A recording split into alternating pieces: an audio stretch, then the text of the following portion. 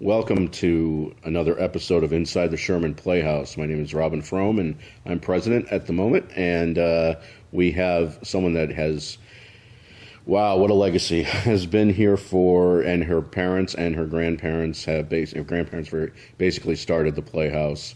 And we're really excited to have her talk. I wish we had a few hours, which would probably take as much to go through the whole history of the Playhouse. But we're going to hit some highlights. Betsy Scholze, thank you for being here. My pleasure. Okay. And we were just talking about basically the longevity of the Playhouse, and as far as age in Connecticut, we think it's one of 5 oldest theaters, whether it be community or professional, in the area. And we go back to 1920... Early 20s. Early 20s. That's when it started. Outside of it was a church, as you come and see how beautiful this building is, and you'll notice that it's very church-like. We still have the pews. It is historical monument. Absolutely. So why don't you talk about the history before the theater? Well, the Playhouse was many different things. Lots of different churches were here. It was used as a library at one time. And it really was a meeting place for Shermanites, and it was used for all kinds of celebrations way, way, way back. There are some pictures of like 100 people all surrounding the building for one sort of event or another. We are very lucky that my grandparents decided to take the building and turn it into a theater. My grandfather went to the town and said, how about if we clean this place up? And believe me, it needed it. It had been abandoned for a long, long time. And the windows were broken. There were squirrels and rats and all kinds of things running around in here. And my grandmothers took over the beginnings of a small stage. It was only 11 feet by 9, but she had carpenters who created that and began the evolution of the Sherman Playhouse. And right from the beginning, it was called the Sherman Players.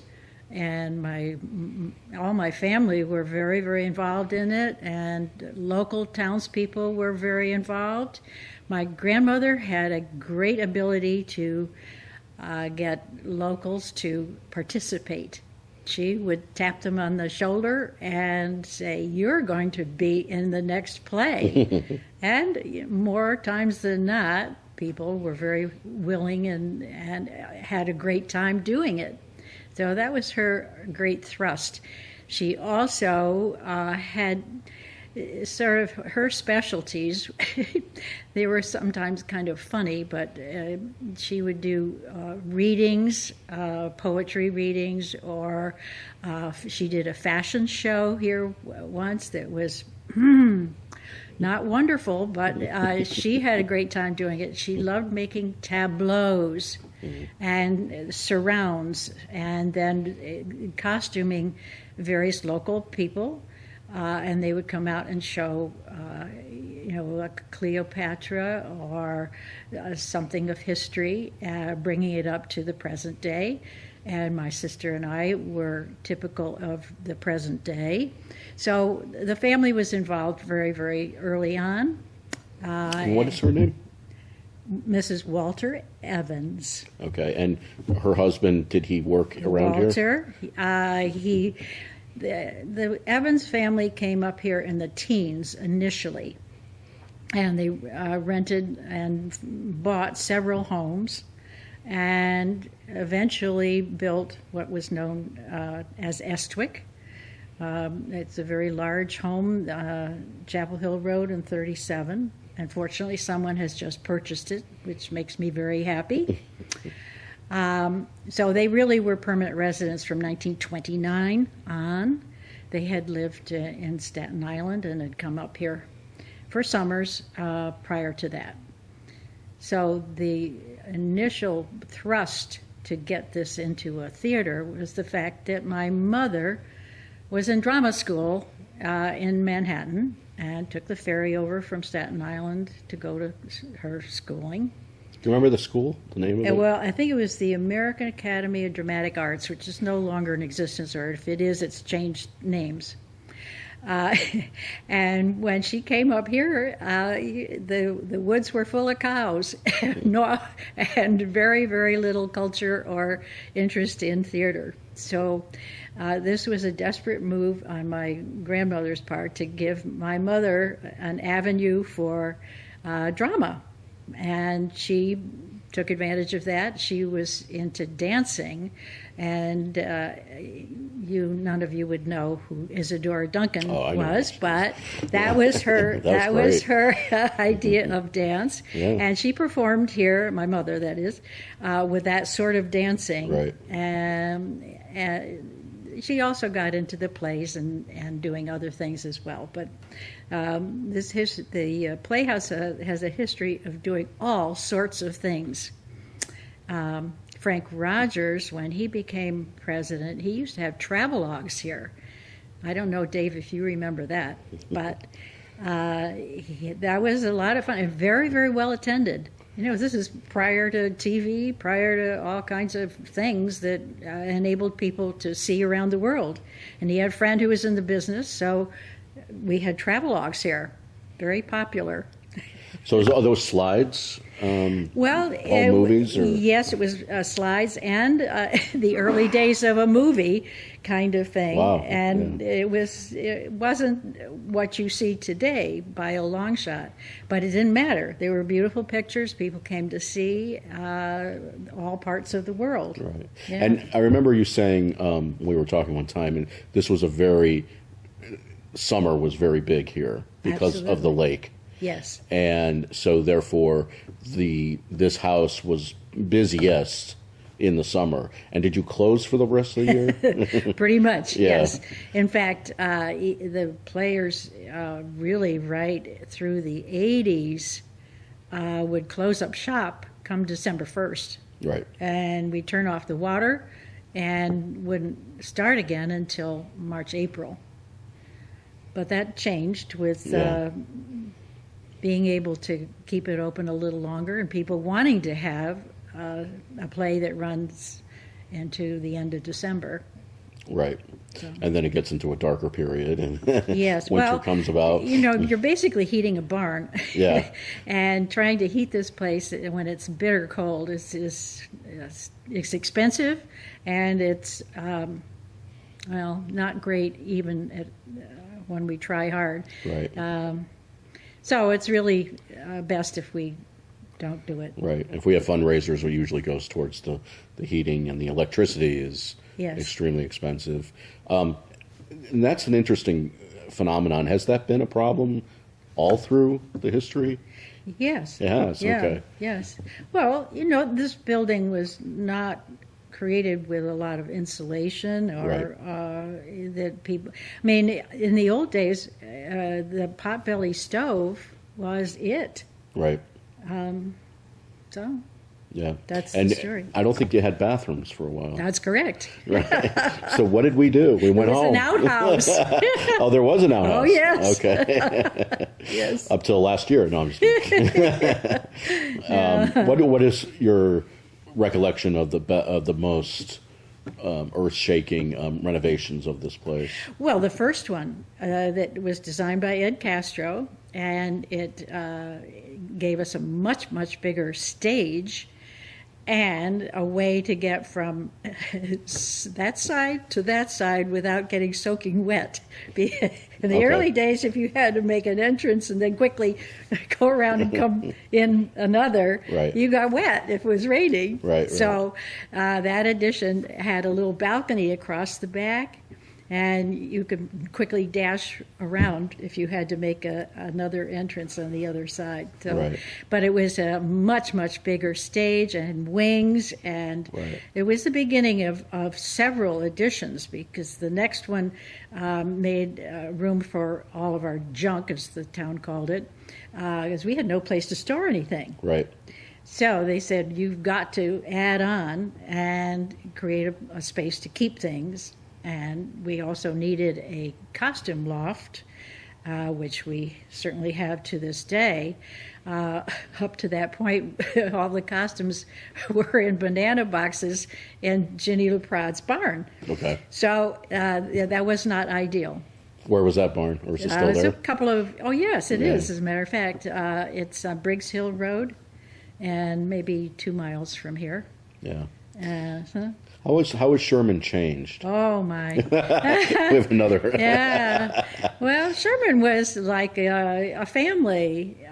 When I was growing up, everybody knew everybody. And there was a camaraderie within that.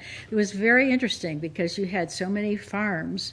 And you had a lot of artists who were not necessarily painting artists, but people who were definitely into the arts or writing, a lot of authors. And so it was an interesting combination of very local, very rural, and the stimulus of having men of letters here. But it was so small. And it stayed small for a long, long time. Right. And then families. Yes. And this was another genius of my grandmother. She was able to get people to be in the plays. Yeah, good. She just had a genius for that. So So people from other areas would come and see them. Yes, but the Playhouse was very much supported by the town of Sherman. Right. And they always said, "Well, I don't. If there's nobody I know in it, I'm not going to go." Right. So that sort of held over quite a long time. Right. People liked seeing people that they knew in the shows, and for a good long time, I would say that the players were a repertory group. They were actors, people who repeated, and you would see them over and over again. Right. And I think that that's also true of other theaters. I know when Long Wharf happened, there were favorites, and Sure. it just grew on that. Sure. But Sherman's very much like that as well. Right. And then they never talked about making it a professional house. Oh, absolutely not. Right. No, it was all for fun. It was for a creative outlet. It was for camaraderie. Yep. And very, very good creative experience for a lot of people. Yeah. Yeah, there was an article in the New York Times. Do you remember that? We were doing Crucible or Threepenny Opera. Threepenny Opera, right? Yeah. How did that happen? I don't know how it happened, but it certainly put us on the map. Yeah. That was a turning point. Yes. 60s? Yes. Yeah. 1962, I believe. Yep. Yes, that's when I sort of got reestablished with the players. And it was directed by my husband, Fred Scholze, and it was a super fun experience. So was it a grapevine thing that just... I would say so. Yeah, so they heard about this great production being done in Sherman, Connecticut. Yes. I don't know who the instigator was. I really don't. If there was one. Right. It could be just someone just heard about it and came up and started, taking pictures. I remember there's a picture of Ellen Burnett with her baby in a little carriage thing in the front, and she was rehearsing. Oh, wow. And it was quite an event. I think it was the Herald Tribune. I don't think it was the New York Times. Oh, I thought it was the Times. Okay. I think it was Herald Tribune. But in any case, anyways, you guys are welcome back, to any of our shows.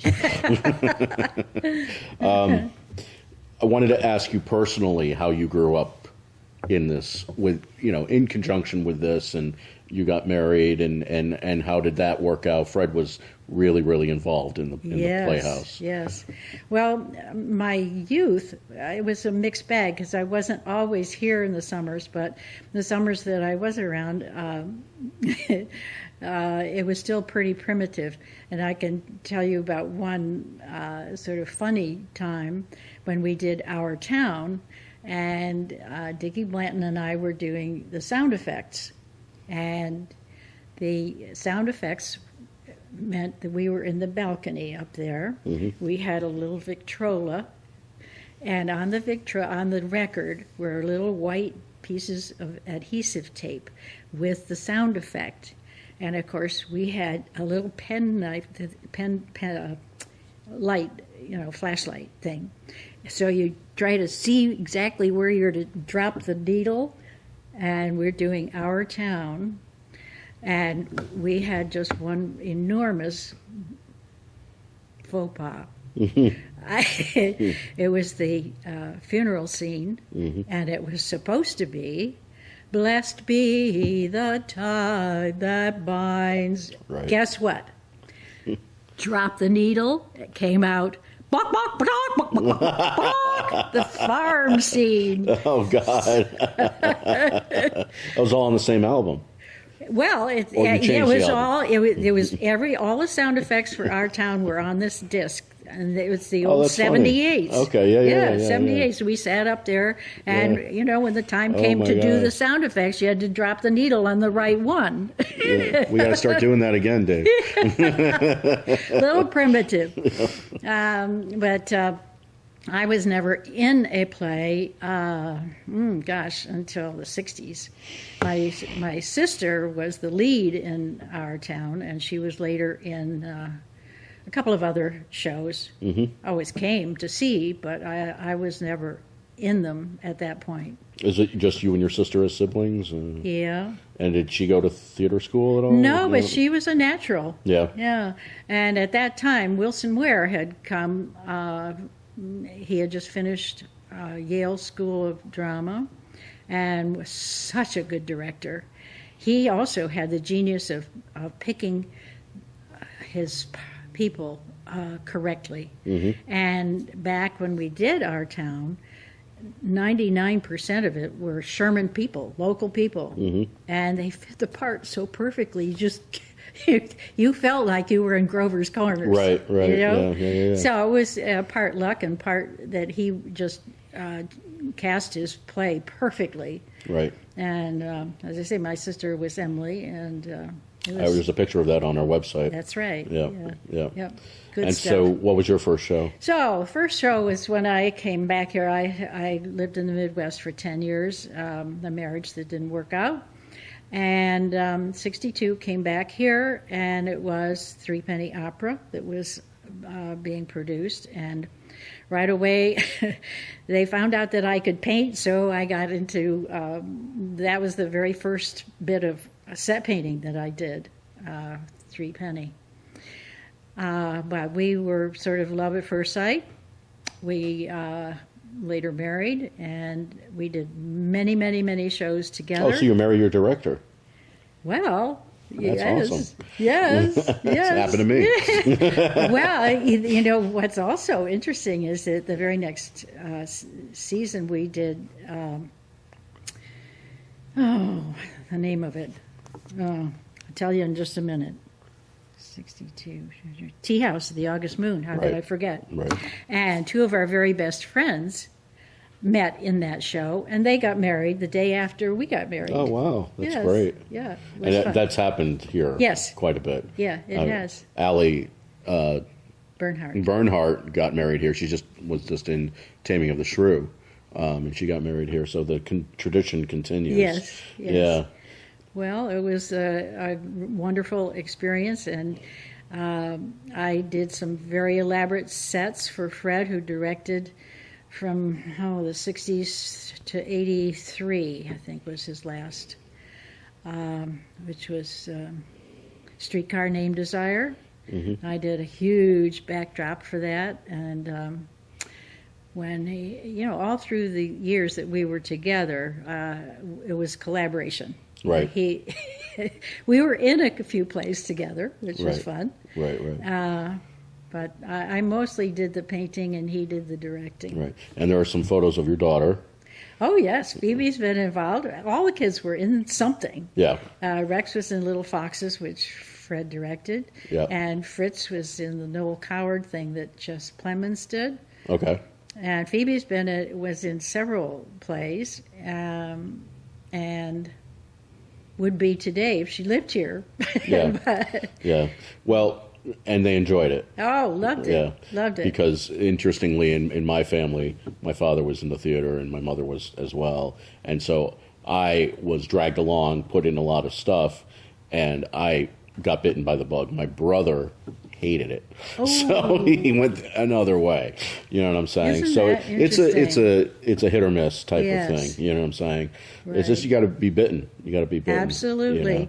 But you guys were here all the time, and you were painting and Yes, directing. a lot of and, time spent here. Yeah. And did Fred have a day job, or?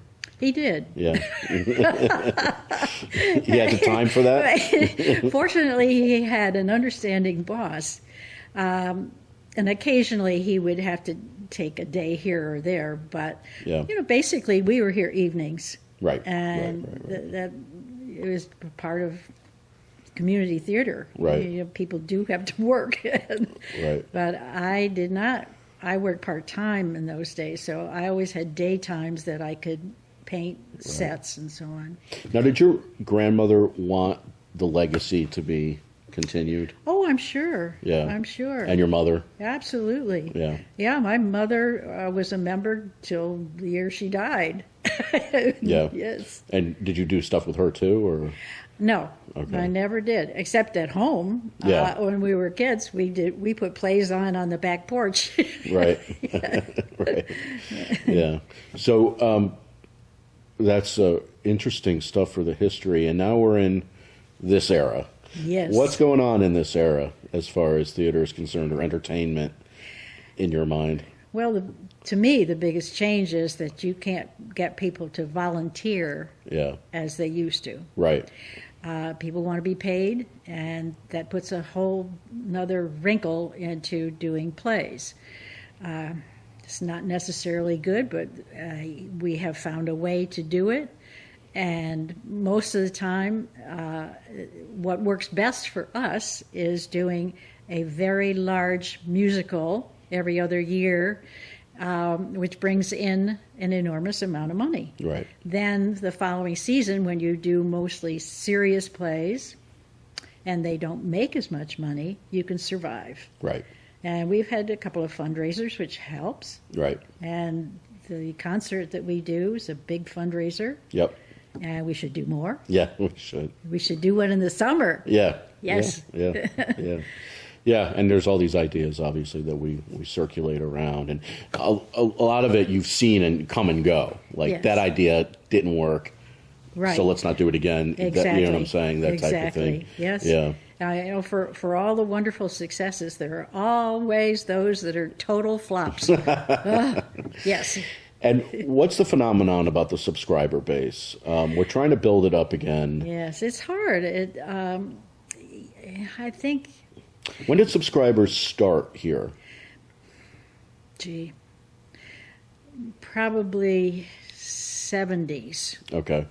And do you remember that decision being made? Yes, but of course money was so different then. Yeah. Well, that's what I wanted to. Yeah. Yeah. I mean, now a subscription, we've moved a subscription up to $100 to include the membership and the subscription. But back in the day, it was like $15 total. Right. But times change. People's choices are more numerous. I mean, Right. there's so many outfits out there looking for your money. There was a time when the entertainment in Sherman was this Right.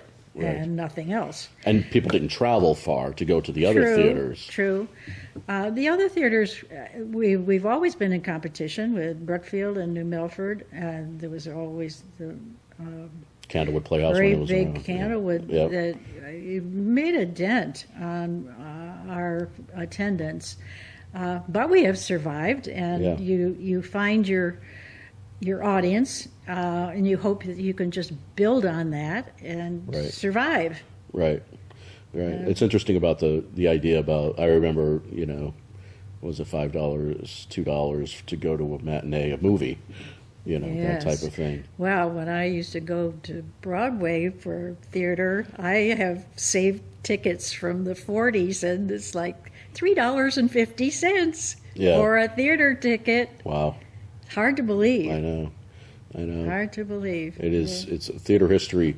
I teach a course in it at times, and the value of the dollar is what it is.